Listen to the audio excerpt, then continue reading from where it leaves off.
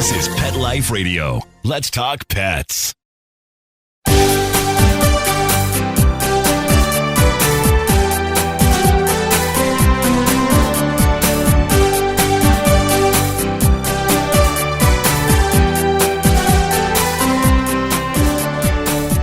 Hello and welcome to Working Like Dogs on Pet Life Radio. Thank you for joining us. We're your hosts. My name is Marcie Davis, and my co-host is my hard work and service dog, Lovey.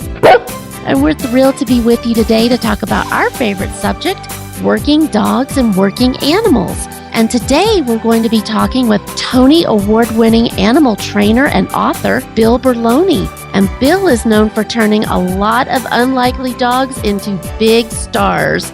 So come right back after these quick messages as we welcome Bill Berloni to the show. Sit, stay. We'll be right back after a short pause. Well, 4 to be exact.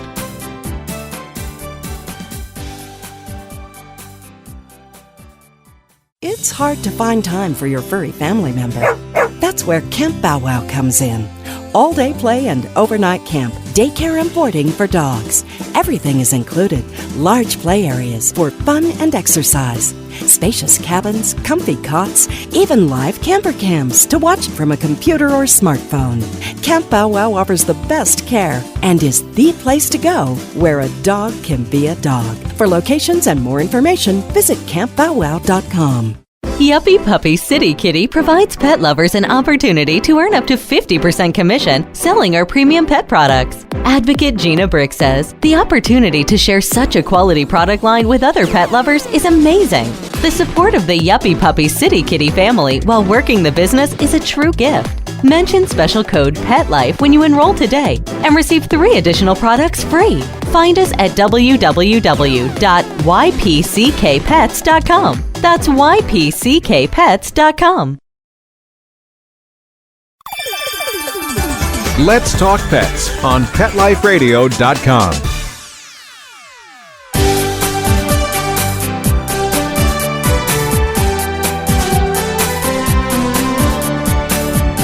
Welcome back to Working Like Dogs on Pet Life Radio. Hello, Bill, and welcome. Hello, how are you? We're great, and we're so thrilled that you're with us today. I'm happy to be here. Well, you've got to start by telling us, Bill, how did you start training rescue dogs for the stage? How did that happen? Well, it was like any great Hollywood story, I was in the right place at the right time. I was a young person who in high school wanted to become an actor. And I live here in Connecticut, and instead of spending my summers at the beach, I decided to work in a theater around professional actors, so I could learn as much as I possibly could. And there's a theater here in Connecticut called the Goodspeed Opera House, which is dedicated to the American musical, and they had done new musicals like Man of La Mancha and Shenandoah, so it's well known for creating new works and doing revivals. So I applied when I was 18 years old, and I was a technical apprentice. I worked backstage, and so I was part of a professional theater group. And that was the theater that decided to do the very first production of Annie, the musical. And after they decided to do it, they realized there was a dog in the script. And when the producer called for trainers out of New York, they were very expensive. And everybody on the paid staff threatened to quit, like the prop people, if they had to train the dog, because that's not their job. So they needed a sucker. And I remember being called into the office and the producer saying to me, "Kid, how would you like a part in one of the shows and your union card?" Now, I was 19 years old, and I thought he recognized my acting ability by the way I'd been moving scenery. But the deal was I had to find and train a dog and train it for no money. So I agreed. And people told me they had cheap dogs at the animal shelter. So I went out on a search looking for a medium-sized dog of indistinguishable breed, and I found the original Sandy at the Connecticut Humane Society and adopted him for $7. Aww. And I trained him as I trained my own pets. And the first production of Annie was terrible. It didn't do well. So I went back to college to study acting, and 6 months later they said they were producing the show for Broadway. Would I be interested? And I was 20 and agreed. And Annie opened on Broadway in 1977, and I became a world-famous animal trainer overnight. and have been doing it ever since. Yep. That so this is a Hollywood story. Yes, that's awesome. So this is my 40th year anniversary of training rescue animals for for shows. Wow.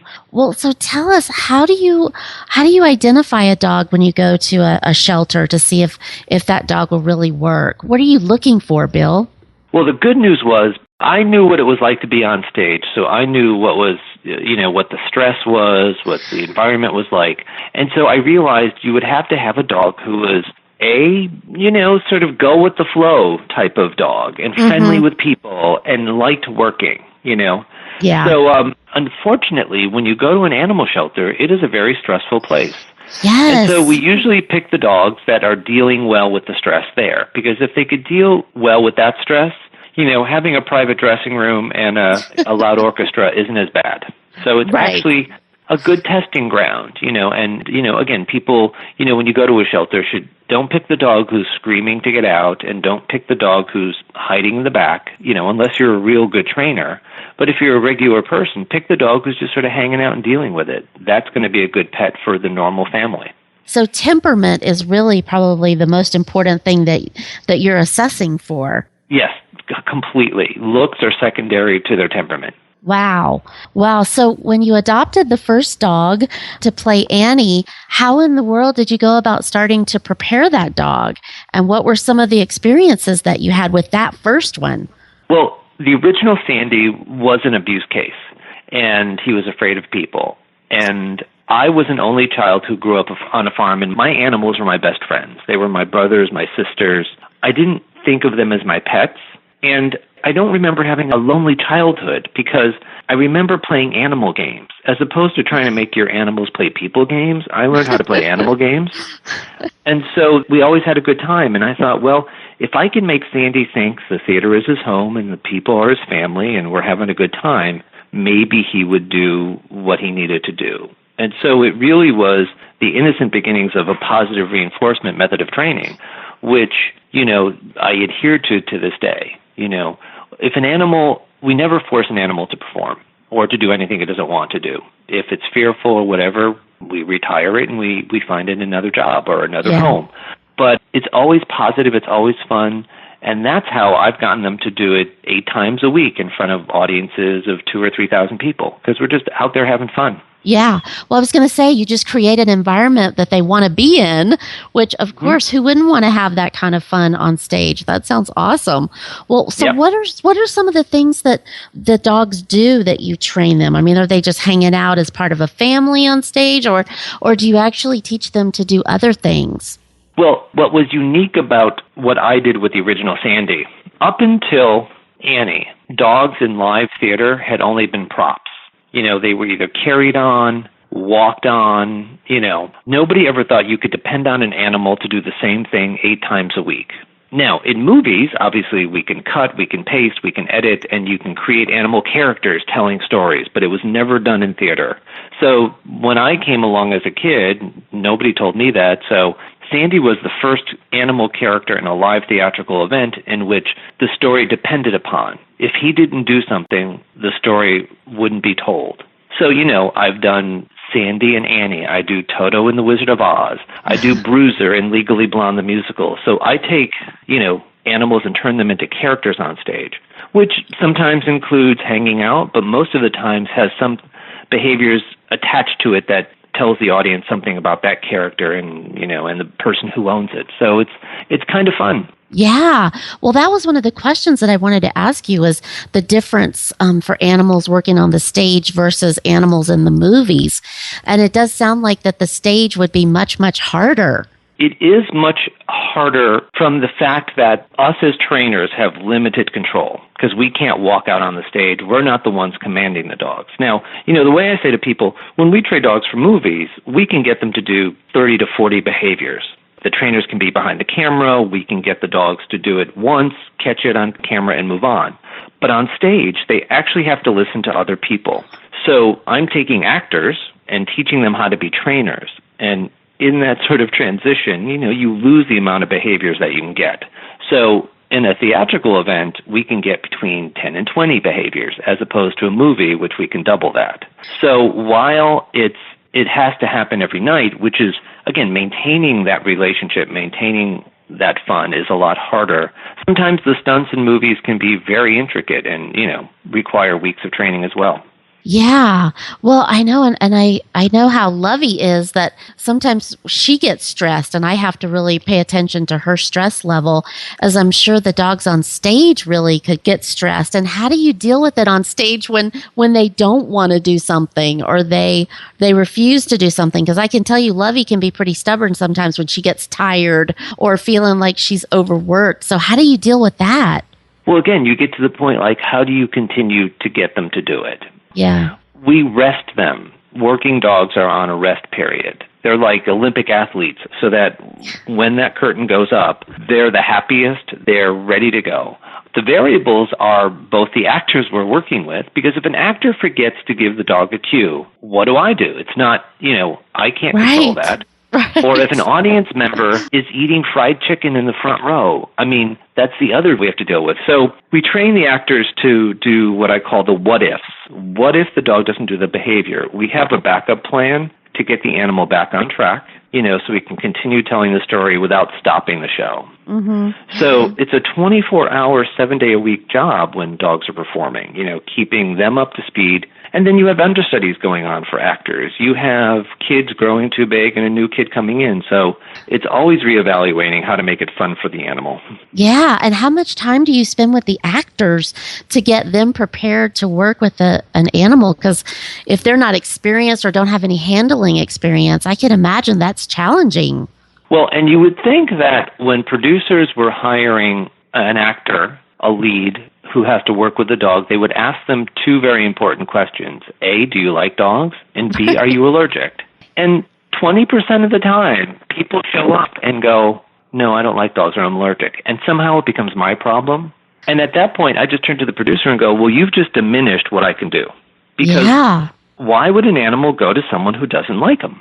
They won't. Right. So we have to rewrite the script, and it becomes a big thing. Because, those of us, as you know, who are animal lovers, have it in our heart. And you can't teach that in a 4-week rehearsal period, No, you can't. No. We can start people on a journey, but to get people to then be to the point where they're actually performing with animals it takes a good heart more than anything. Because if you really love animals and you're out there, you'll make sure the dog doesn't get hurt, and then you're giving the right cues and that sort of stuff. That's why I love working with kids. Kids are the best because it's play to them and they love dogs, Yeah. So, yeah. Big personalities are big stars. It becomes a different thing. I can only imagine their temperaments. I'm sure the dog's temperaments are much better than some of the stars, and much easier to deal with. But yeah, that's because I know how hard it is just for Lovey to listen to someone else because she's so used to listening to me, and that's her focus. But especially someone who is allergic or who's anxious or nervous about being in the presence of an animal, and then the stress of being on stage. Wow, you do an amazing job, Bill. You're juggling all kinds of different dynamics. Wow. Well, being a good trainer is being a good advocate at all times. Whether I'm advocating for my performing dogs, I'm also the director of animal behavior for the Humane Society of New York in New York City. So we're constantly educating people to think about how to take care of your animal and to protect them. So that's the message. Because if you treat them well and they're happy, as you know, they will go to the ends of the earth for you. They sure will. They sure will. Absolutely. Well, we are going to take just a quick break and hear some important messages from our sponsors. And we're going to come back and continue visiting with Bill Berloni about all of the amazing work that he's doing. So come right back. We'll be right back right after these messages. Stay tuned.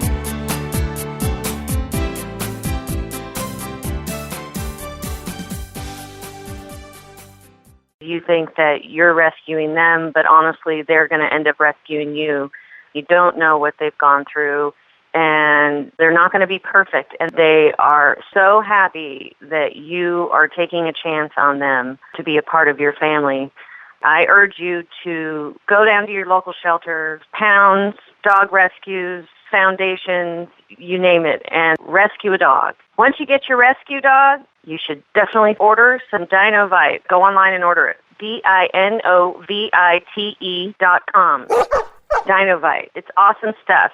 90 days of Dinovite will make your dog a happy dog. It will help them with their overall health. You don't need to spend thousands on vet bills. Dinovite is the best thing that's ever happened to my dogs, besides me, of course.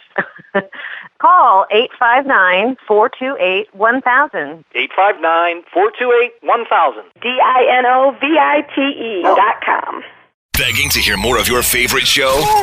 Full episodes of all our shows are available on demand. Go to PetLifeRadio.com to fetch our entire lineup of Possum Pet podcasts. Also, dig us up in iHeartRadio and iTunes. Let's Talk Pets. Live and on demand only from Pet Life Radio. Let's Talk Pets Let's Talk Pets on Pet Life Radio. Pet Life Radio. PetLifeRadio.com.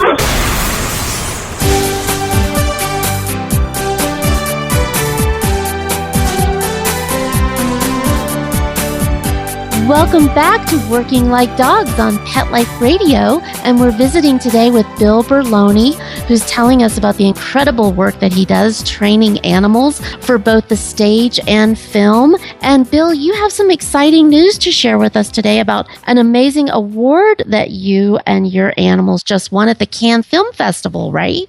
Yes, we just found out a few days ago that there is an award given to the best animal performance called the Palm Award. And my dog, Nellie, won it for a new film directed by Jim Jarmusch called Patterson. So it was her film debut, and it's kind of crazy. It's like the Academy Awards for dogs, and so we were very pleased. It is. Wow, our that's little amazing. rescue bulldog. Yeah, our little rescue dog won it. Well, that is so wonderful. Another Hollywood story, right, for a little rescue dog. Well, and the sad thing was, she was a dog who was in the musical Legally Blonde, the musical. She played Rufus the Bulldog. And she filmed last fall, and she passed away in March from cancer. So the amazing thing was, she's the first dog to win it posthumously, and she's also the first dog to play a transgender role. She played the role of a boy called Marvin. So that is so cool. So she just broke all kinds of records and barriers. That's awesome. She does. And you know what? It's so much fun to have fun with animals and let people go, you know what? It doesn't matter whether you're a boy or girl or what role you play or, Right, or what age you are. That's wonderful. Yeah. So we're very proud of her. Oh, I'm sure. Oh, what a wonderful way to honor her. That's wonderful. Well, and you have some other exciting news to share about a new theatrical piece that's coming out. Do you want to talk about that? Well, yeah, I had been training dogs to play small roles in plays, and they were getting a lot of attention. And I was waiting for someone to do Lassie the musical so I could train a dog to be the star. And my wife finally said to me, let's stop complaining and do it ourselves. So she acquired the rights to a children's book called Because of Winn-Dixie by Kate DiCamillo. It's a very famous book. And it was done as a film. And we have gotten Duncan Sheik, who wrote music for a hit Broadway show called Spring Awakening, to write the music, and Nell Benjamin, who did Legally Blonde, the musical. We've had 2 out-of-town tryouts and broke box office records, and in January of 2017, we're going to the Alabama Shakespeare Festival for our pre-Broadway tryout of the first theatrical piece to star a dog and a play about the human-animal bond. So we're very excited to be, being able, after 40 years, to have enough experience to actually produce a piece and show the world really what we all know as animal owners, how wonderful it is to have a dog in your life. Oh, that is so great. And I love Because of Winn-Dixie. That is such a wonderful story. And what a great story to be your first production. That's so exciting. Hopefully my first and last production, because producing is very stressful, as you know, producing a show. Yes. We've had to raid our retirement fund and put all our eggs in a dream, and hopefully it's going to come true and again, show that wonderful human-animal bond. Yeah, well, I don't see how you can go wrong. I mean, with all of your years of experience and the human-animal bond, telling that story and really bringing that to life on the stage. I mean, I think that's a pretty good investment, Bill. Thank you. Well, what's so great about the theater is that, when we see movies, we know that it's all been filmed. But when people come to the theater, you suspend disbelief. We think, well, they're not really on a boat or they're not really. But when an animal comes out stage, people go, wait a minute, animals, what are they going to do? And it brings a new reality to the situation. Yes. So to see a theatrical event in which a dog is playing a dog, doing things that our pets do at home, changing our lives, affecting people's hearts, I think will be a really unique experience to watch, because it's not just watching it and putting it on pause. You'll be part of the story. You will be feeling the story. You'll see the dog do things that, again, you would expect them to do them in your living room, but there he is up on stage doing in front of 2,000 people. So we're very excited that this could be something really groundbreaking. Wow, it sounds like it. Well, how many dogs do you work with at a time? Are you usually training? Well, currently we have 34. That's a lot of dogs, Bill. It's a lot of dogs, and they all live in the house with us. And if you don't believe me, you could watch our TV series on Discovery Family called From Wags to Riches with Bill Berloni, because how could you live with 30 dogs and not have a reality show?